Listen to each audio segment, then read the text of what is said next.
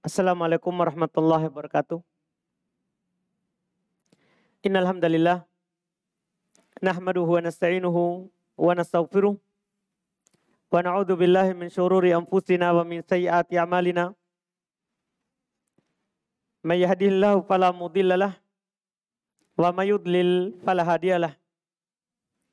Asyhadu an la ilaha illallah wahdahu la syarikalah wa asyhadu anna Muhammadan abduhu wa rasuluh. Ya ayyuhalladzina amanu taqullaha haqqa tuqatih wa la tamutunna illa wa antum muslimun. Ya ayyuhan nasu taqu rabbakumul ladzi khalaqakum min nafsin wahidah wa khalaqa minha zawjaha wa batha minhuma rijalan katsiran wa nisaa.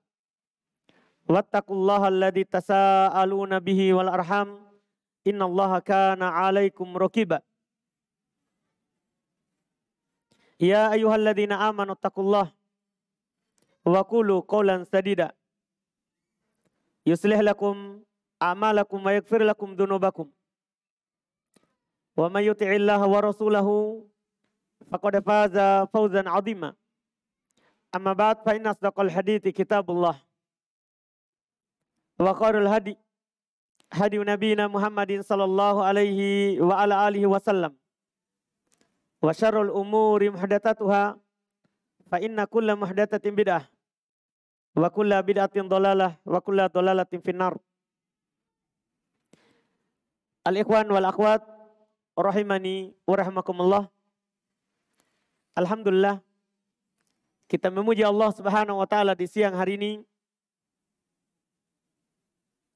atas nikmat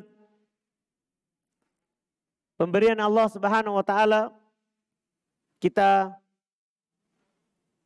bisa dikumpulkan dan dipertemukan di siang hari ini di salah satu tempat, salah satu rumah dari rumah Allah Subhanahu wa taala. Tentunya kita bertemu dan kita berkumpul untuk kembali mendekatkan diri kita kepada Allah Subhanahu wa taala, beribadah kepada Allah dengan belajar, dengan mengkaji apa yang Allah Subhanahu wa taala wahyukan kepada Nabi kita Muhammad SAW dan juga yang diwariskan oleh Nabi SAW berupa hadits beliau. Di siang hari ini sebagaimana biasa, ini bukan kajian baru sebenarnya. Ini adalah kajian sebelumnya, kajian muslimah di rumah, alhamdulillah, kemudian pindah ke tempat ini. Yang alhamdulillah sudah berjalan lama, mungkin sudah lebih dari 3 tahun, karena dari sebelum corona. Sudah selesai satu kitab, sekarang kita masuk di kitab yang kedua, yaitu membahas fikih al-asmaul husna. Fikih kandungan dari nama-nama Allah Subhanahu wa taala yang indah. Kita di pertemuan ini akan membahas satu nama dari nama Allah Subhanahu wa taala yang disebutkan di dalam Al-Qur'an, yaitu nama Al-Wahhab. Sering mungkin kita dengar nama Al-Wahhab. Nama ini adalah nama Allah Subhanahu wa taala yang mulia, yang berada di puncak keindahan, yang kita boleh bertawassul dengannya dalam doa-doa kita. Sebagaimana para nabi dan rasul Allah menyebutkan nama ini dalam doa-doa mereka. Nama Al-Wahhab artinya adalah kathiru al-hibah wal minnah wal atiyah. Itu arti nama Al-Wahhab. Kalau kita mendengar Allah Al-Wahhab, apa artinya? Allah yang banyak sekali hibahnya. Tahu hibah? Pemberian secara percuma. Wal minnah. Allah Subhanahu wa taala yang sangat banyak anugerahnya. Wal atiyah. Allah Subhanahu wa taala sangat banyak pemberiannya. Bahkan Allah Subhanahu wa taala berikan kepada kita tanpa kita minta. Tanpa kita minta. Bahkan bukan hanya ketika kita di dunia. Allah Al-Wahhab memberikan pemberian kepada kita tanpa kita minta. Bahkan tanpa kita usahakan, itu sudah dimulai saat mani bapak kita berjalan menuju sel telur ibu kita. Itu luasnya pemberian Allah. Mulai dari situ. Mani, dari setetes mani. Kemudian Allah pelihara sampai menjadi darah. Darah berubah menjadi daging. Iya. Ini masing-masing ada usianya. 40 hari pertama mani.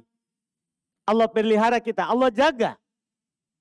Di dalam perut ibu kita. Rezekinya Allah Subhanahu wa taala berikan yang cocok dengan kita. Karena kata Nabi SAW, inna al-ma'unata tanzilu minallahi lil abdi bahasa bil mu'nah. Pemberian dari Allah Subhanahu wa taala kepada kita itu sesuai dengan yang kita butuhkan. Bukan sesuai dengan yang kita inginkan, tapi sesuai dengan kebutuhan kita. Saat kita menjadi mani, ini 40 hari pertama. Apa yang kita butuhkan, itu Allah berikan. Allah Maha tahu tentang kita. Kemudian 40 hari kedua, kita berubah menjadi darah. Apa yang kita butuhkan, Allah berikan. Kemudian 40 hari yang ketiga, kita jadi daging setelah berusianya itu, penuh 40 hari, 3 kali 40 hari datanglah malaikat. Meniupkan ruh kita. Artinya kita sudah berbentuk. Setelah 3 kali 40 hari, apa yang kita butuhkan lagi setelahnya? Ini kan usianya berarti 4 bulan. Kehamilan normal 9 bulan. Berarti sisa berapa? Sisa 5 bulan. Apa yang kita butuhkan ini setelah ditiup ruh sampai keluar? 9 bulan. Kehamilan normal. Iya. Apa yang kita butuhkan? Allah kasih. Yang memberikan kepada kita siapa? Allah. Al-Wahhab. Ini nama. Luar biasa. Itu baru perjalanan di dalam perut. Setelah itu tidak berhenti. Pemberian Allah Al-Wahhab. Yang sangat banyak pemberiannya kepada kita. Setelah keluar, Allah Subhanahu wa taala memberikan pemberian kepada kita, Allah arahkan kita bagaimana cara supaya air susu ibu kita bisa kita isap. Itu walaupun orang tua kita berusaha, kalau tidak ada pemberian nikmat dari Allah di situ, tidak ada yang bisa kita lakukan. Setelah itu, Allah Subhanahu wa taala memberikan banyak lagi pemberian setelahnya, tentunya kita tidak bisa hitung, tidak kita bisa hingga. Oleh karena itu Allah Subhanahu wa taala tegaskan di dalam Al-Qur'an, wa in ta'uddu ni'matallahi la tuhsuha. Kalau kalian menghitung-hitung nikmat Allah, wahai muslim, wahai muslimah, maka kalian tidak akan mampu untuk membilangnya. Berapa nikmat dari mani ke darah. Dari darah ke daging. Kemudian dari daging ditiup ruh sampai keluar. Tidak bisa kita hitung. Dan jelas kesimpulannya, karena kita tidak mampu menghitungnya, kita harus menyadari. Apa yang kita dapatkan dari dalam rahim sampai saat ini nih, kita berusia berapa tahun? Iya. Saya alhamdulillah 34. Jamaah nggak tahu berapa. Kalau kita menghitung tidak bisa. Kesimpulannya kata Allah Subhanahu wa taala, "Wa ma bikum min ni'matin faminallah." Apapun yang kalian rasakan berupa kebaikan, maka itu dari Allah. Tidak mampu kita hitung, tapi sadarilah itu dari Allah. Itu yang harus kita sadari. Dari Allah Subhanahu wa taala Al-Wahhab, yang maha memberikan pemberian kepada kita. Nama Al-Wahhab ini diulang di dalam Al-Quran, disebutkan di dalam Al-Quran 3 tempat. 3 kali. Disebutkan di dalam Al-Quran 3 kali. Pertama, Allah Subhanahu wa taala sebutkan nama Al-Wahhab di surat Ali Imran ayat 8. Allah Subhanahu wa taala sebutkan nama ini di surat Ali Imran ayat 8. Ini pertama sekali disebutkan. Kalau kita buka Al-Quran, maka pertama disebutkan di surat Ali Imran ayat 8. Surat ketiga di dalam mushaf, di dalam Al-Quran. Yang mana Allah Subhanahu wa taala katakan, "Rabbana la tuzigh qulubana ba'da idh hadaitana wa hab lana min ladunka rahmah innaka antal wahhab." Itu penyebutannya. Wahai Rabb kami, wahai Rabb kami, la tuzigh qulubana, janganlah engkau menyesatkan, palingkan hati kami. Ini doa sangat penting ini, karena doa ini adalah meminta kekokohan kepada Allah. Karena hati ini bukan di tangan kita. Memang wadahnya di kita, tapi yang mengaturnya Allah. Yang mengaturnya Allah. Allah yang akan membaliknya gimana Allah Subhanahu wa taala kehendaki. Tapi tentunya dengan sebab kita juga. Supaya antum tidak pahami, berarti nanti Allah zalim. Kalau saya sesat, kemudian Allah siksa saya. Bukan. Sesuai dengan kita juga. Kalau kita berpaling, ya Allah akan palingkan. Kalau kita menghadap kepada Allah, Allah akan hadapkan hati kita kepadanya. Karena Allah Subhanahu wa taala sebutkan di dalam Al-Quran, "Falamma zagu azagallahu qulubahum." Tatkala mereka berpaling, maka Allah akan palingkan hati mereka. Maka kita harus selalu meminta kekokohan kepada Allah. Lihat doa ini. Rabbana la tuzigh qulubana ba'da idh hadaitana. Ya Allah, ya Rabb kami, jangan engkau palingkan hati kami setelah engkau memberi kami hidayah. Setelah engkau memberi kami hidayah kepada Islam. Hidayah untuk berada di atas Islam dan hidayah untuk mengamalkan Islam. Wahab lana min ladunka rahmah. Berikanlah, hibahkanlah kepada kami dari sisimu rahmat, kasih sayang. Innaka antal wahhab. Sungguh engkau adalah Al-Wahhab. Apa artinya Al-Wahhab tadi? Ini yang kita mau pahami fikihnya. Fikih Asmaul Husna. Al-Wahhab artinya katsirul hibah wal minnah wal atiyah. Yang sangat banyak pemberiannya, yang sangat banyak anugerahnya, yang sangat banyak ya nikmatnya kepada kita. Ini tempat pertama. Tempat kedua. Yang kedua dia disebutkan di surat Shad ayat 9. Itu penyebutan kedua nama ini. Surat Shad ayat 9. Ya, Allah Subhanahu wa taala katakan, Am indahum khazainu rahmati rabbikal azizil wahhab. Ini penyebutan yang kedua. Ini siaknya bukan doa. Siaknya adalah pernyataan. Am indahum, apakah di sisi mereka ada perbendaharaan rahmat Rabbmu? Al-Azizil Wahhab, yang maha perkasa lagi maha banyak pemberiannya. Ini tempat kedua disebutkan nama Al-Wahhab. Tempat ketiga, dan ini menjadi tempat terakhir, juga masih di surat Shad, tapi di ayat ke-35. Kalau tadi ayat 9. Demikian pula di 35. Allah Subhanahu wa taala sebutkan doanya Nabi Sulaiman alaihi salatu wassalam.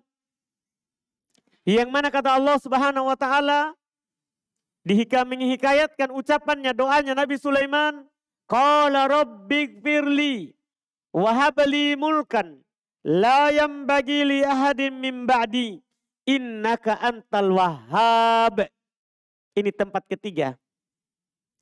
Kata Nabi Sulaiman, wahai Rabbku, ampunilah saya. Wahabli, hibakanlah, berikanlah kepadaku mulkan, kerajaan, kekuasaan, la yambagi li ahadin min ba'di, yang tidak sepantasnya, tidak diberikan kepada seorang pun setelahku. Dan memang ini Allah beri. Tidak pernah ada raja yang berkuasa seperti kekuasaannya Raja Sulaiman. Dia berkuasa bukan hanya kepada manusia, tapi juga jin. Pasukannya ada dari manusia dan ada dari jin. Bahkan bukan hanya itu. Hewan. Dia paham pembicaraannya hewan, burung dan yang lainnya. Bahkan pernah dia lewat, sebagaimana disebutkan di Quran, bersama pasukannya. Maka para semut, dia panggil semua teman-temannya, silakan cepat masuk. Sulaiman dan tentaranya akan lewat, jangan sampai kalian diinjak. Nabi Sulaiman paham. Dan berhenti supaya tidak menginjaknya. Bahkan lebih jauh dari itu juga Allah berikan pemberian, dia bisa mengatur arah angin sehingga awan itu bertiup. Awan itu datang sesuai dengan yang dia inginkan. Ini pemberian Allah kepadanya. Ini berkat doanya. Ya Allah, berikanlah kepadaku kekuasaan yang tidak akan diberikan kepada orang setelahku. Innaka antal wahhab. Sungguh engkau ya Allah maha pemberi. Ini 3 ayat ini. Ada 2 ayat terkait dengan doa. Kalau antum meminta sesuatu, itu yang menjadi tawassul dengannya, yang kita akan bertawassul dengannya, itu nama Al-Wahhab. Nama Al-Wahhab. Kalau antum ingin meminta sesuatu, pemberian dari Allah, maka mintanya bertawassul dengan nama Al-Wahhab. Yang maha memberi. Yang maha memberi. Ini 3 tempat disebutkan nama Allah Subhanahu wa taala Al-Wahhab. Dan di dalam Al-Quran telah disebutkan beberapa contoh dari pemberian Allah untuk menunjukkan kepada kita bahwa pemberian Allah itu sangat banyak. Di antara bukti nyatanya disebutkan dalam Al-Quran. Sebagai contoh kepada kita yang nanti dengan kita menyadari ini, kita akan mensyukuri apa yang Allah Subhanahu wa taala berikan kepada kita. Di antara yang Allah Subhanahu wa taala sebutkan di dalam Al-Quran, jenis pemberiannya adalah Allah Subhanahu wa taala selalu memberikan kepada kita dan kepada siapa saja yang dikehendakinya rahmatnya, kasih sayangnya. Yang mana siapa yang mendapatkan ini rahmat, kasih sayang Allah Subhanahu wa taala, maka dia akan bahagia dunia akhirat. Apakah ikhwan ataupun akhwat, orang tua ataupun yang masih muda. Kalau kita diberikan ini pemberian, maka tidak ada jalan untuk susah. Tidak ada jalan untuk menderita. Allah Subhanahu wa taala sebutkan jenis pemberian ini, kata Allah, wahabana lahum min rahmatina waja'alna lahum lisana sidqin aliyya.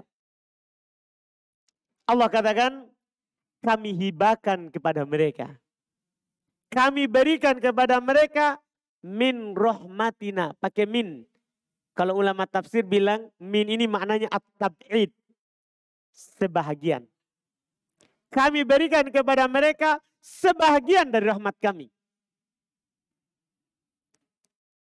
Dan kami jadikan mereka lisana sidikin aliyah, bertutur dengan ucapan yang jujur lagi tinggi. Ini pemberian Allah yang disebutkan dalam Al-Quran. Di antara yang diberikan kepada kita adalah rahmat. Dengannya seorang ibu sayang kepada anaknya. Seorang bapak sayang kepada anak dan istrinya. Ya. Seorang muslim sayang kepada muslim yang lain. Seorang mukmin sayang terhadap mukmin yang lain. Ini semua ini asar, pengaruh dari rahmat Allah. Bahkan disebutkan dalam hadits Nabi SAW, hewan buas, dia tidak menginjak anaknya sendiri. Tidak memakan anaknya sendiri.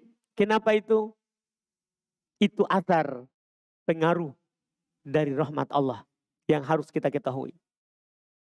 Itu adalah pemberian Allah, contohnya seperti itu. Ini contoh pertama. Di antara juga contoh bentuk pemberian Allah Subhanahu wa taala kepada hamba, kepada siapa saja yang dia kehendaki, adalah Allah kadang memberikan kepada seorang hamba hikmah. Hikmah itu dia mampu menempatkan sesuatu pada tempatnya. Iya. Allah Subhanahu wa taala sebutkan di dalam Al-Qur'an, wa wahaba li rabbi hukman wa ja'alani minal mursalin. Robku memberikan kepadaku hukman, hikmah. Dan Robku menjadikanku sebagai para rasul. Ini bentuk pemberian Allah. Allah Subhanahu wa taala berikan kadang kepada kita hikmah. Cara bertindak yang baik, yang sesuai dengan apa yang Allah Subhanahu wa taala tuntunkan, yang sesuai dengan apa yang Nabi Shallallahu alaihi wasallam ajarkan kepada kita dalam Al-Quran dan di dalam haditsnya. Ini bentuk di antara juga yang diberikan oleh Allah Subhanahu wa taala kepada kita, dan ini khususnya bagi orang yang sudah menikah. Ya, bagi yang belum menikah ya harapkan kepada Allah istri yang solehah. Kalau bagi akhwat, di antara pemberian Allah yang besar juga adalah mendapatkan suami yang soleh. Ini bentuk pemberian Allah. Allah sebutkan di dalam Al-Quran, kan ini pemberian besar. Allah sebutkan dalam Al-Quran karena ini adalah pemberian juga, pemberian yang besar. Kata Allah Subhanahu wa taala menyebutkan hal tersebut, walladzina yaquluna rabbana hab lana min azwajina wa dzurriyyatina qurrata ayun waj'alna lil muttaqina imama. Wahai Rabb kami, kata Allah, orang-orang yang berkata, wahai Rabb kami, berikanlah kepada kami, hibahkanlah kepada kami berupa istri dan keturunan yang dijadikan sebagai qurrat ayun, penyejuk mata Kita memandangnya kita senang. Kita bahagia. Ini permintaannya. Bukan istri yang sembarang, tapi istri yang akan menjadi apa? Penyejuk mata. Iya. Ini Allah Subhanahu wa taala sebutkan kenapa? Karena ini bentuk pemberian. Dari Allah Subhanahu wa taala yang Maha Wahhab. Wa ja'alna lil muttaqina imama, dan jadikanlah kami imam bagi orang-orang yang bertakwa. Pimpinan bagi orang-orang yang bertakwa. Demikian pula ketika Allah Subhanahu wa taala memberikan kepada Nabi Ishak seorang keturunan yang bernama Yakub. Allah sebutkan di dalam Al-Quran, karena ini pemberian besar. Ini langsung penyebutan jenis pemberian yang ketiga, yaitu punya keturunan yang bagus, yang soleh dan solehah. Kata Allah Subhanahu wa taala kepadanya terkait dengan Ishak, wa wahabana lahu, terkait dengan Nabi Ibrahim dulu. Kan Nabi Ibrahim diberikan kepadanya Ishak, kemudian Ishak diberikan kepadanya Yakub. Kata Allah, wa wahabana lahu Ishaq. Kami berikan kepada Nabi Ibrahim Ishak. Setelah itu, wa Yaquba nafilatan, dan Yakub sebagai tambahannya. Yaitu tambahan dari kehadirannya Ishak, muncullah Yakub.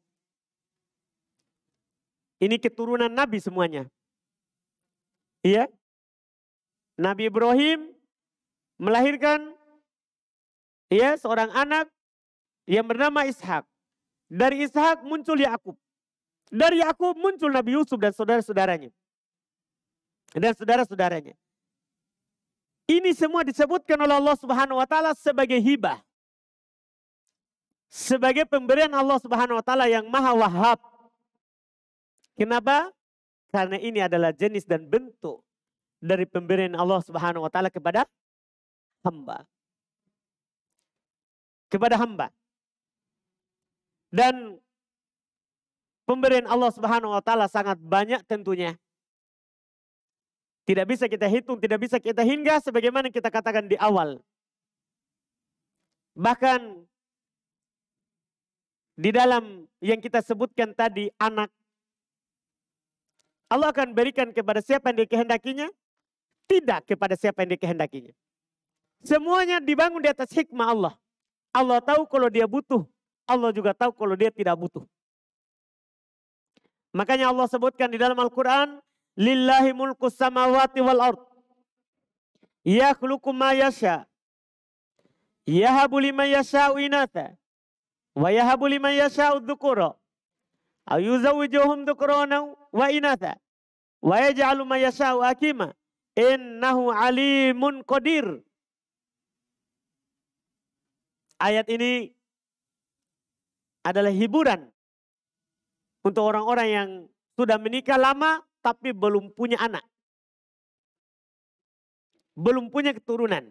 Ketahuilah itu ketentuan Allah yang maha memberi. Yang maha mampu lagi maha mengetahui apa yang cocok untuk kita dan apa yang tidak cocok. Mungkin kita berharap kita bilang yang punya anak, yang tidak punya anak, seandainya saya punya anak. Belum tentu kalau kita punya anak kita bisa baik. Kita bisa bagus. Belum tentu. Karena anak itu kadang majabanah, mabakolah. Kadang anak itu membuat kita takut. Kadang anak itu membuat kita kikir. Bisa saja kalau kita punya anak, kita tidak pernah menyumbang. Kita tidak bersedekah. Jadi Allah yang maha tahu. Lihat ini ayat. Lillahi mulkus samawati wal ard. Hanya milik Allah kekuasaan langit dan bumi. Yakhluqu ma yasha. Allah Subhanahu wa taala mencipta apa yang Dia kehendaki, bukan yang kita kehendaki. Allah mencipta siapa yang Dia kehendaki, apa yang Dia kehendaki. Yahabu liman yasha'u inatha. Allah akan memberikan kepada siapa yang dikehendaki keturunan perempuan. Walaupun kita berusaha untuk mendapatkan anak laki-laki. Tapi kalau Allah hanya tetapkan kita akan mendapatkan anak perempuan, tidak akan mungkin. 1000 dokter kita datangi, kalau tidak diinginkan oleh Allah kita punya anak laki-laki, tidak mungkin terjadi. Karena lihat ayat ini. Yahabu liman yasha'u inatha. Allah akan memberikan hibah, pemberian kepada siapa yang dikehendaki berupa anak perempuan. Wa yahabu liman yasha'u dzukura. Dan Allah Subhanahu wa taala akan memberikan hibah kepada siapa yang dikehendaki anak laki-laki. Sebaliknya tadi, ada orang semua anaknya dari nomor 1 sampai nomor 20 laki-laki. Pokoknya dia produksi terus sampai dapat perempuan. Ya kalau Allah tidak kehendaki, tidak mungkin kita dapat. Walaupun kita mau tambah ibunya. Karena kadang sebagian orang pikir kayaknya bagus ditambah pabriknya. Belum tentu. Iya, karena pabrik itu Allah juga yang menciptakannya. Bukan kita. Kewajiban kita adalah mensyukuri apa yang diberi. Bukan memprotes. Jadi sini Allah katakan, Allah memberikan kepada siapa yang dikehendakinya anak laki-laki saja. Yang pertama tadi anak perempuan saja. Yang ketiga, au yuzawwijuhum dzukrona. Atau Allah Subhanahu wa taala memberikan kepadanya sepasang. Ada orang Masya Allah, dia punya juga anak laki-laki, juga ada anak perempuan, sepasang. Dzukrona wa inata. Sepasang laki-laki juga sepasang dengan perempuan. Allah semuanya yang mengatur, yang memberikan. Yang keempat, jadi pertama hanya diberikan perempuan. Ada orang seperti itu. Yang kedua hanya diberikan laki-laki. Ada orang seperti itu. Yang ketiga ada orang diberikan sepasang. Itu semua karena Allah tahu kita yang butuh. Kita juga ahli untuk mengelolanya. Yang keempat, wa yaj'alu may yasha'u aqima. Allah Subhanahu wa taala juga menjadikan yang keempat siapa yang dikehendaki sebagai akima. Akima artinya tidak bisa mengandung. Sudah menikah, dia mau punya banyak anak, tapi ternyata Allah inginkan dia tidak punya anak. Ia mau kita usahakan bagaimanapun tetap akan seperti itu. Karena ini ketentuan Allah Subhanahu wa taala, bukan ketentuan kita. Ini ketentuan Allah. Tentunya ada hikmahnya. Allah Subhanahu wa taala tidak pernah menciptakan sesuatu yang tidak ada hikmahnya. Yang tidak ada kebaikan di belakangnya. Pasti. Karena kata Nabi SAW, wasyarru laisa ilaih. Keburukan itu tidak boleh disandarkan kepada Allah. Makanya dalam Al-Quran kita tidak boleh protes. Terkait dengan ketentuan Allah, tidak boleh kita banyak bertanya. Kenapa Allah kasih begini saya? Kenapa? Tidak boleh. La yus'al amma yaf'al. Allah tidak ditanya tentang apa yang dia lakukan. Wahum yus'alun. Mereka lah yang akan ditanya. Kita yang harus kita lakukan, mensyukuri apa yang Allah berikan kepada kita dan ridho terhadap apa yang Allah tentukan untuk kita. Makanya kata Allah Subhanahu wa taala, balillaha fa'bud wa kum minasyakirin. Bahkan hanya kepada Allah kalian beribadah dan jadilah sebagai orang yang selalu bersyukur. Itu saja tuntutannya. Apa yang diberikan kepada kita, itu kewajibannya kita tetap beribadah kepada Allah. Kita diberi, kita ke masjid. Kita juga tidak diberi, tetap ke masjid. Tidak boleh berubah dengan apa yang kita inginkan, kemudian Allah tidak inginkan untuk kita. Keadaan kita diberi tetap ibadah, tidak diberi tetap juga ibadah. Tidak boleh berubah. Balillaha fa'bud Wa kum minasyakirin. Hanya kepada Allah Subhanahu wa taala lah kalian beribadah. Hanya kepada Allah Subhanahu wa taala lah kalian beribadah. Itu perintah pertama. Perintah kedua digandengkan dengan perintah ibadah. Wa kun minasyakirin. Dan jadilah kamu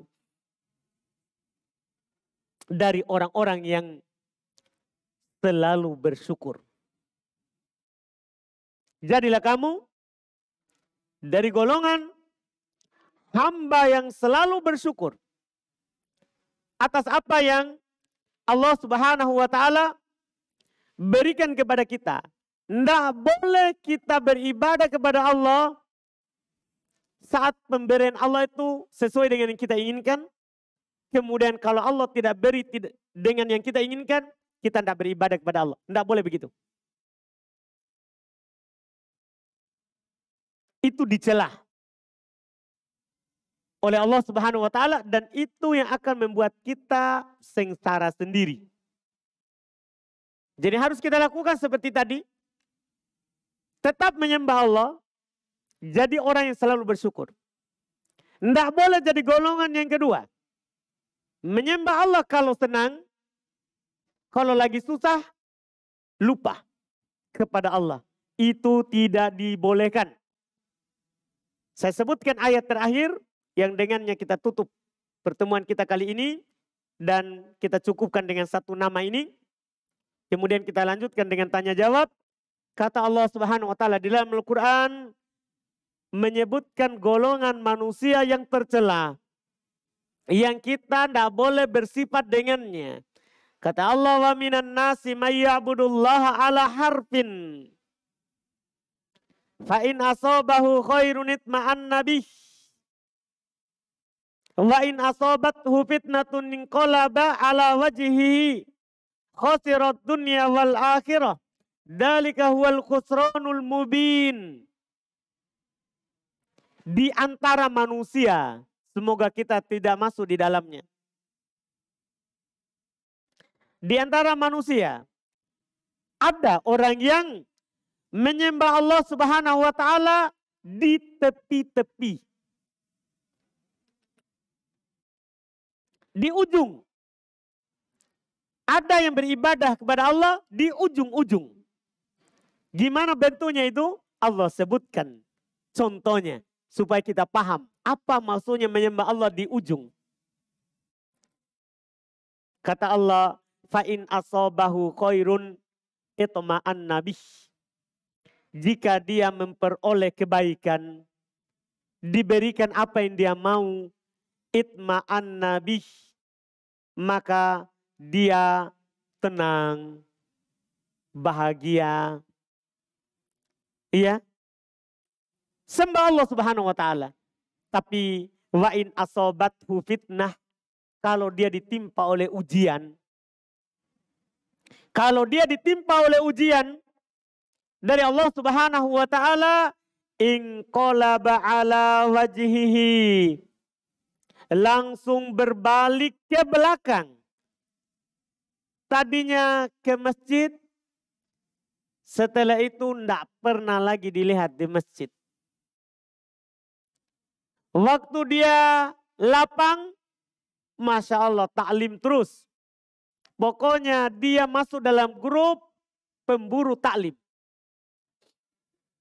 Tapi saat ada ujiannya, dikasih susah sedikit. Padahal ini kan ujian ini untuk melihat dia serius nggak masuk di grup pemburu taklim. Iya. Saat dia ditimpa oleh kesusahan, inqalaba ala wajhihi. Langsung berbalik ke belakang. Seakan-akan tidak pernah kita lihat orang seperti itu. Seakan-akan dia bukan orang itu tadi. Yang seperti ini dicap oleh Allah. Khosirat dunia wal akhirah. Orang yang seperti ini merugi dunia dan akhirat. Rugi di dunia, rugi di akhirat. Wadhalika huwal khusranul mubin. Dan itulah kerugian yang nyata. Karena ketika seorang sengsara dunia, akhirat juga sengsara, itu kerugian yang nyata. Itulah kebangkrutan yang nyata. bukan ketika bangkrut usaha kita turun, tidak ada lagi uang di rekening, mau beli apa susah, itu kerugian ringan. Karena ketika kita dicelupkan ke dalam surga, itu kita akan lupakan semuanya. Sebagaimana di hadis Nabi SAW, di hari kiamat nanti akan didatangkan orang paling susah hidupnya di dunia. Kemudian dicelupkan ke surga. Setelah itu baru ditanya, apakah kamu pernah merasakan kesusahan sebelum itu? Dia bilang tidak demi Rob.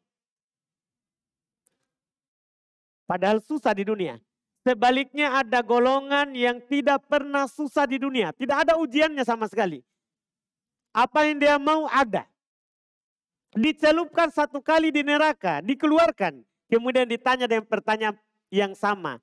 Apakah pernah kamu merasakan kesenangan sebelum ini? Dia bilang tidak pernah. Artinya percuma senang di dunia, tapi akhirat susah. Atau lebih baik kita susah di dunia, panas-panas atau dingin-dingin, tapi di akhirat kita senang. Karena kerugian yang nyata adalah kerugian ketika kita bangkrut di akhirat. Ketika kita bangkrut di akhirat. Ini alhamdulillah nama ini Al-Wahhab. Insya Allah di pertemuan berikutnya lagi baru kita lanjutkan dengan nama yang lain dari nama Allah Subhanahu wa Ta'ala. Kalau ada pertanyaan silakan sebelum masuk waktu asar.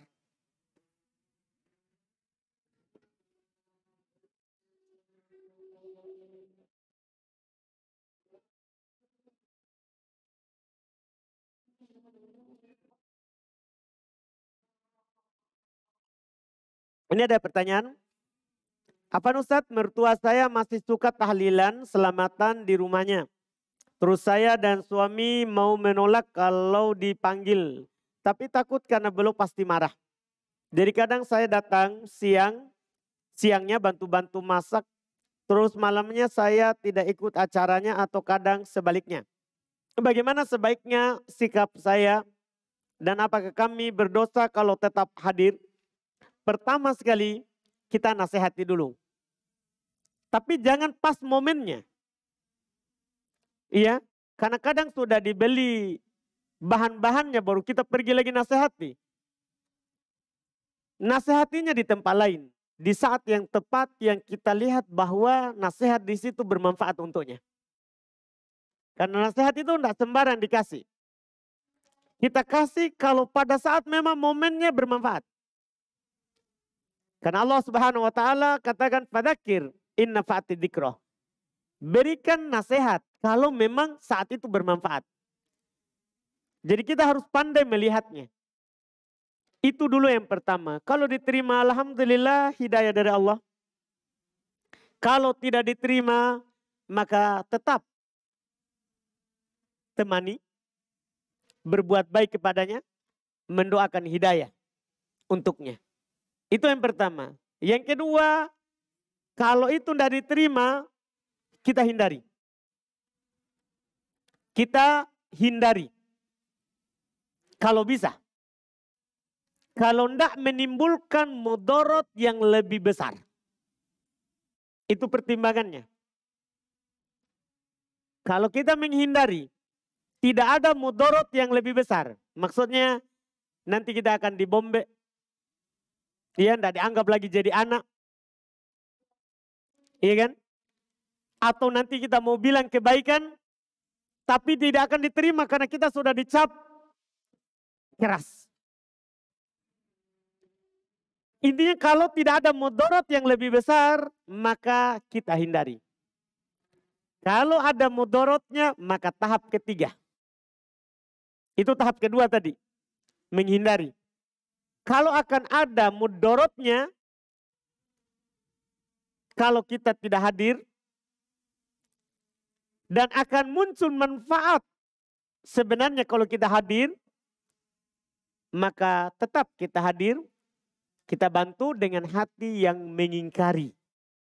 Dengan hati yang mengingkari. Itu tahapnya sambil mendoakan hidayah dan mendakwakan kebaikan kepada mereka. Nabi SAW katakan, Man ro'a minkum mungkaron Falyughayyirhu biyadihi. Siapa di antara kalian melihat kemungkaran, hendaklah dia ubah dengan tangannya. Fa illam yastati fa bilisani. Kalau dia tidak mampu maka dengan lisannya. Fa illam yastati fa biqalbihi. Kalau tidak mampu cukup dengan hati. Cukup dengan hati. Wadzalika adhaful iman, dan itu adalah iman yang paling rendahnya. Itu wallahu alam terkait dengan yang kita hadapi.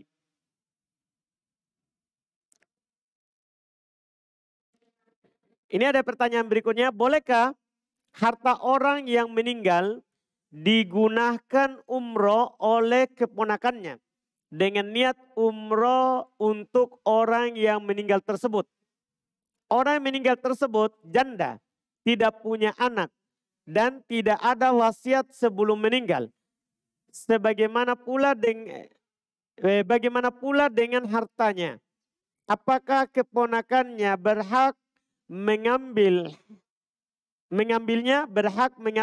karena dia yang merawatnya saat sakit? Pertama, kita urusi dulu hartanya, baru kita berbicara tentang boleh nggak kita umrohkan dengan hartanya. Terkait dengan hartanya, ini ada janda tidak punya anak. Tidak punya anak. Kita tanya dulu, bapak ibunya masih ada? Karena kalau dia tidak punya anak, itu bagiannya duluan bapak ibunya. Bapak ibunya dulu. Setelah itu bapak ibunya, baru kalau masih ada sisa, mengarah ke saudaranya atau saudarinya. Saudaranya atau saudarinya. Itu arah daripada hartanya. Daripada hartanya. Kalau semuanya tidak ada, sudah tidak ada bapak, tidak ada ibu, tidak ada saudara, tidak ada saudarinya, maka itu tadi anak dari saudara atau anak dari saudarinya. Iya, anak dari saudara, anak dari saudarinya yang mendapatkan. Ini seperti yang disebutkan mungkin keponakannya. Itu yang mendapatkan harta warisannya setelah bayarkan utangnya atau wasiat yang dia wasiatkan. Tapi karena disebutkan tidak ada wasiat, baru kita berbicara. Boleh nggak dia mengambil? Iya, kan kalau tidak ada ahli waris yang mewarisi itu. Boleh nggak dia umrohkan? Boleh. Dia umrohkan tantenya. Jangan keluarga, orang lain saja boleh. Namanya umroh badal atau haji badal. Dibolehkan. Dengan syarat dia sudah pernah umroh atau sudah pernah haji kalau haji. Sudah pernah umroh atau sudah pernah haji kalau haji. Dia sudah pernah umroh. Kemudian sekarang dia mau umrohkan orang tuanya atau saudaranya atau orang lain. Boleh. Atau orang lain boleh. Wallahualam.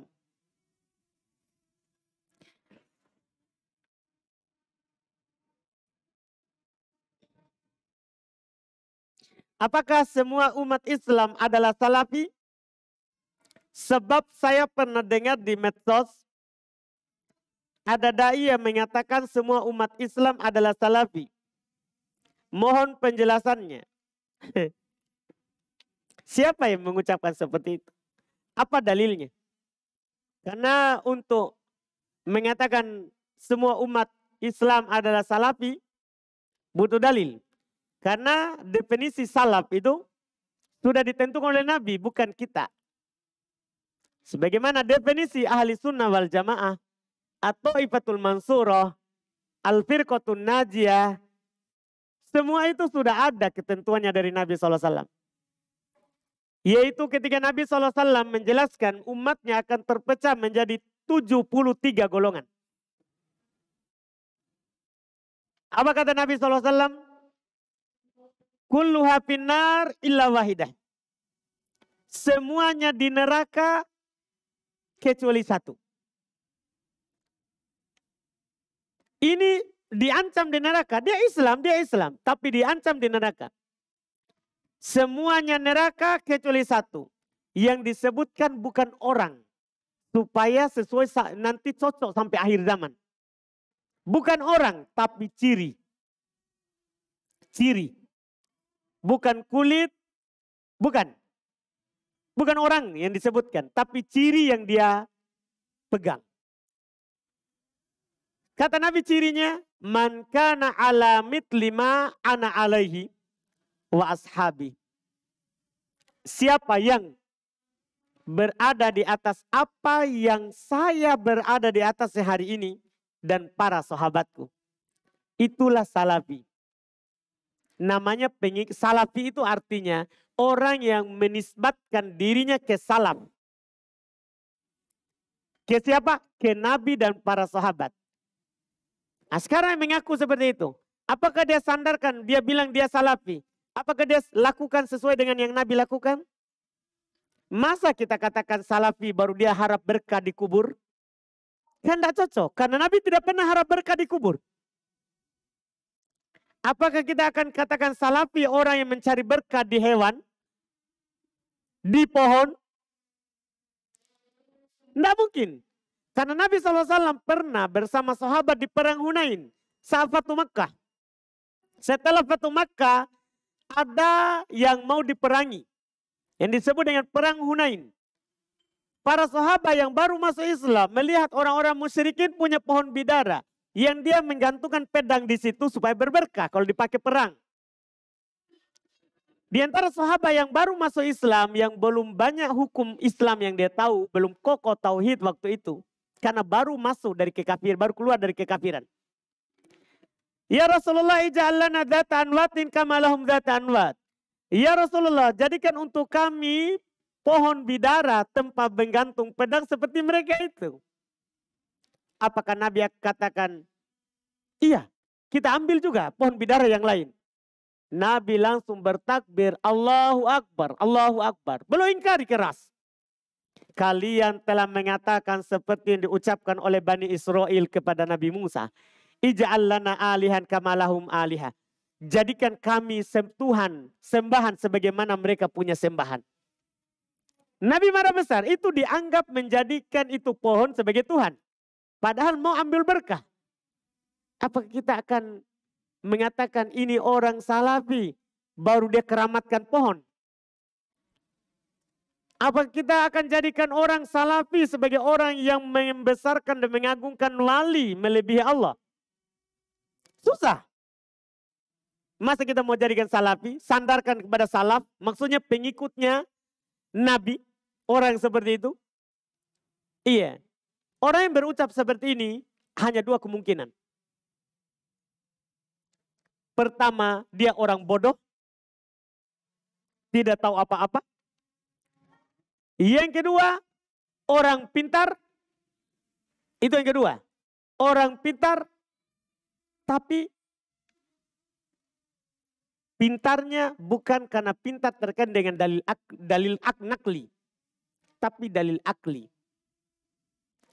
Urainya bukan terkait dengan Quran dan hadis, tapi urainya adalah akal. Kan mau kamu golongan apa saja, ujung-ujungnya kan pasti mengakui Nabi, pengikutnya Nabi. Berarti kamu salafi. Ini na'udzubillah.